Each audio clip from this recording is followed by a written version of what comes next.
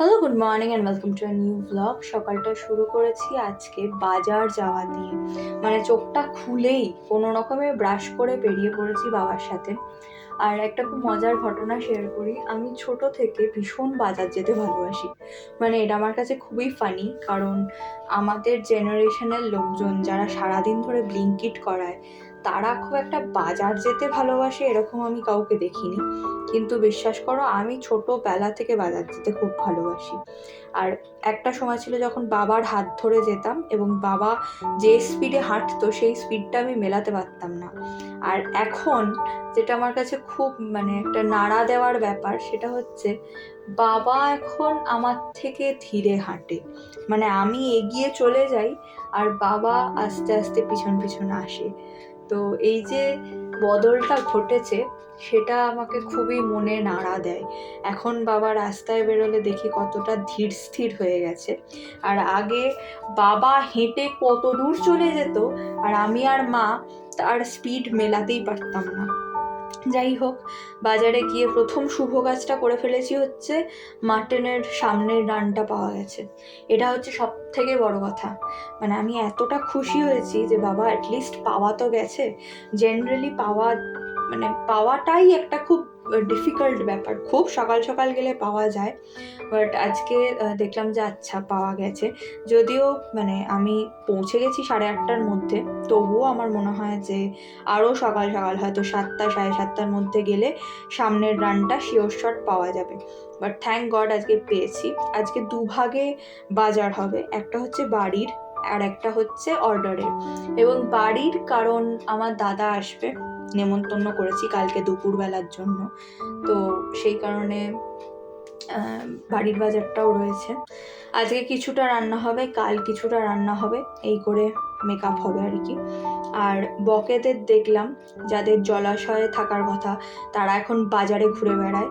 তার কারণ হচ্ছে যে আমরা তো সবাই নিজেদের বাসস্থান তৈরি করতে ব্যস্ত, এবং ওদের থাকার জায়গাগুলোকে সব মেরে দিয়েছি, দিয়ে নিজেদের থাকার জায়গা তৈরি করেছি। করে ব্যাস, এখন তাদের আর থাকা খাওয়ার জায়গা নেই। তারা এখন উদ্বাস্তুর মতন ঘুরে বেড়াচ্ছে বাজারে। খুবই পেইনফুল একটা দৃশ্য। যাই হোক, বাবা কিন্তু এই বাজারে বহুকাল এবং মানুষজনকে চেনে প্রায় 2 নম্বর বা 3 নম্বর জেনারেশন ধরে। আমরা যে বাজার থেকে বাজার করি সেই বাজারে একটা কি বলবো, বঙ্গভাণ্ডার বলে একটা মাসকাবাড়ির জিনিস আসে, সেরকম একটা দোকান আছে। সেই দোকানটার যে মালিক, তার ছেলে এখন দোকান দেখে, এবং তার ছেলে এখন দোকান দেখে মাঝে মাঝে। তো আঙ্কেল তো দোকান দেখেই, আগে দেখতো দাদু, যে সময় থেকে বাবা ওদেরকে চেনে। তারপরে আঙ্কেল দেখতো, দেখে, এখনো দেখে। আর এখন দাদাই মেনলি দেখে। তো বুঝতেই পারছো যে 2 নম্বর 3 নম্বর জেনারেশন চেনা মানে কতখানি কি বলবো, আন্তরিক সম্পর্ক হয়ে যায় মানুষের সাথে। এরা কিন্তু আর শুধুমাত্র দোকানি আর তুমি কাস্টমার এইরকম সম্পর্ক আর নেই। এখন এদের সাথে সম্পর্কটা প্রায় বাড়ির লোকের মতন হয়ে গেছে। খোঁজ নেওয়া হয় যে আচ্ছা অমুকে কেমন আছে, তোমার বাড়ির তমুকে কেমন আছে, তোমার আচ্ছা অমুকের কথা তো শুনেছিলাম অসুস্থ, তাহলে এখন সে কেমন আছে, এইরকম বিভিন্ন রকমের আলোচনা আর কি হয়। সেটা খুব খুব কি বলবো, মনকে স্পর্শ করে যায় আর কি। যাই হোক, আমি মোচা কাটার ভিডিওটা ডেফিনেটলি রাখতে চেয়েছিলাম এবং রেখেছি। তার কারণ ওটা একদম ফ্যাসিনেটিং। আমরা যেভাবে একটা একটা করে বাদ দিই, সেভাবে বাদ দেয় না বাজারে। তা আমার ভীষণ টেনশন ছিল যে কীরকম হবে, আলটিমেটলি থেকে যাবে নাকি ঠিকঠাকভাবে পুরো জিনিসটা বেরিয়ে যাবে, ওই ডাঁটগুলো আর তার সাথে ফুলগুলো, বাট ওই কাঠিগুলো বেসিক্যালি। বাট দেখলাম যে কমপ্লিটলি অলরাইট। আমি বাড়ি এসে খুব ভালো করে মোচাটার ব্যবস্থা করেছি, কারণ আমার খুব সন্দেহ ছিল, এবং দেখলাম যে 2টো ডাঁটি জাস্ট বেরিয়েছে। ওই কাঠিগুলো জাস্ট 2খানা বেরিয়েছে, আর একটুও নেই, আর ভীষণ ভালো কোচানোও হয়েছে। যাই হোক, তারপরে বাড়ি এসে লাঞ্চ করে আমি একটুখানি বানিয়েছি, চকলেট। আর আজকে আমি অর্ডার ডেলিভারও দিতে যাবো, মানে আজকে বানিয়ে আজকেই ডেলিভার করছি। তবে তার আগে দিশু আসবে, এই যে দিশু এসেছে। আর দিশুকে মা তো খেতে দিচ্ছে, ওই ছোলা সেদ্ধ খেতে দিচ্ছে। আর দিশু এদিকে তাকিয়ে তাকিয়ে মাতোর দিকে তাকিয়ে হাসছে, কারণ আমি ঝাড় খাচ্ছি। আমি আমার বাটিটা মানে খেয়েছি, খেয়ে সাইড টেবিলে রেখে দিয়েছি, আর চায়ের কাপটাও তাই দিয়ে, সেই কারণে আমি এখন ঝাড় খাচ্ছিলাম। যাই হোক, দিশু আর আমি বসেছি একটা কাজ করতে, আর ফোনে ঈশানীকে নিয়েছি। আমরা যে স্পিরিচুয়াল প্র্যাকটিসটা করি সেই প্র্যাকটিসটার ফেস্টুন হচ্ছে একটা পার্ট আর কি। তো সেই কারণে ফেস্টুনের আলোচনা চলছিল। আর এদিকে হচ্ছে পায়েস, এটা দাদার জন্য হচ্ছে।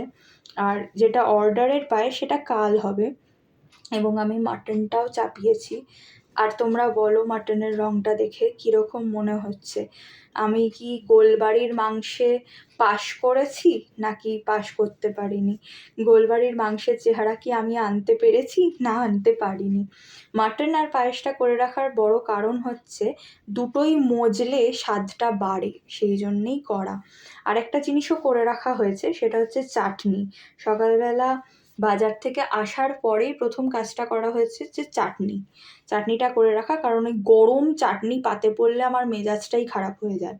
তো কালকে যখন দাদা খাবে তখন যাতে ঠান্ডা ঠান্ডা চাটনিটা পায়, সেই জন্যেই আমি আজকে করে রাখার ব্যবস্থা করেছিলাম।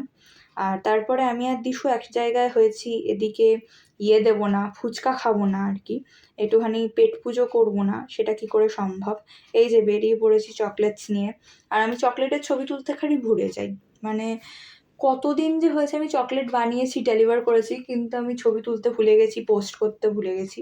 যাই হোক, আমি চলে এসেছি এখন ক্লায়েন্টের বাড়ির কাছে। ক্লায়েন্ট ঠিক বলা যায় না, আমার বন্ধুর মা আর কি। সবসময় চকলেট খায়। মানুষের যেরকম পানের নেশা থাকে, আন্টির সেরকম চকলেটের নেশা আছে। তো সেই কারণে আমি চকলেট দিতে এসেছিলাম। এখন ধরেছি বাড়ি ফেরার পথ। আর আন্টি আজকে আমাকে 1 গামলা দুধ চা, তার সাথে 2খানা বড় বড় সাইজের সিঙাড়া খাইয়ে দিয়েছে। মানে কোনো সম্ভাবনাই নেই আমার আর বাড়ি ফিরে গিয়ে কিছু খাওয়ার। তো সেই কারণে আজকে ডিনার স্কিপ। চলো টাটা, দেখা হবে আর একটা নতুন ব্লগে। টিল দেন সবাই খুব ভালো থেকো, সুস্থ থেকো, সাবধানে থেকো।